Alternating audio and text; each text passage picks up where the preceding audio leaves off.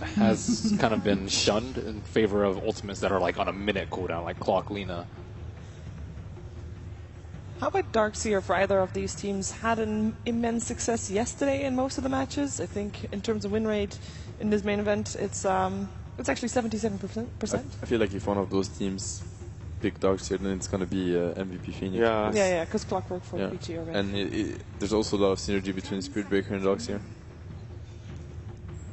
But I feel they mostly prioritize, like if they were to pick the Darkseer right now for MVP in their next pick, it's gonna be a support Spirit Breaker, and it's not so much of team fight, and it doesn't really feel like MVP is a team that they want to go for a very heavy single target support. They mostly go for team fight supports like Witch Doctor. We might see a Queen of Pain safe lane because Clockwork he's a very good offlane hero, but if there's one safe laner, like one of those that you really don't want to face, it's Co-op, Razor, Viper, those safe laners, they just destroy Clockwork.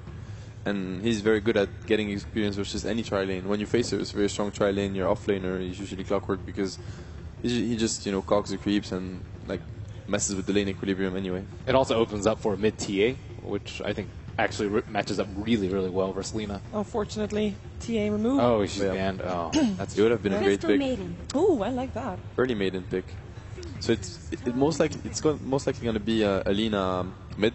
I'd say I don't think maiden plus Lina support is such a combo. It has a lot of burst damage, but Fire Nice, it's sisters. Nice. They do the same pretty much. They nuke people. It's not very reliable disables. I don't think they're a good support duo. Fair enough. And Super plays an amazing Lina as well. It's funny to see that yesterday Naga was such a contested pick, but between the two teams right now, no one is actually touching the hero. Yeah, East versus East, they just ignored. That's what I love about that TI is that the meta is so different. Every game, it's exactly what RT said yesterday. Actually, every game has its own meta.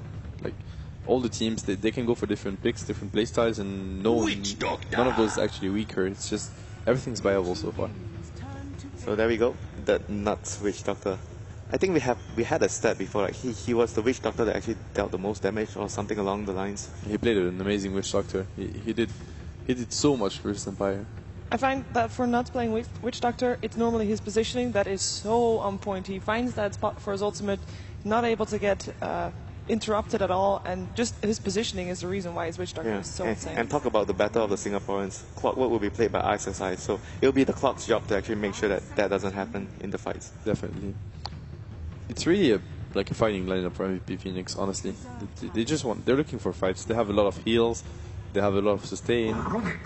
Rubik. So it is actually for sure Lina mid, or it could be another role, but Rubik from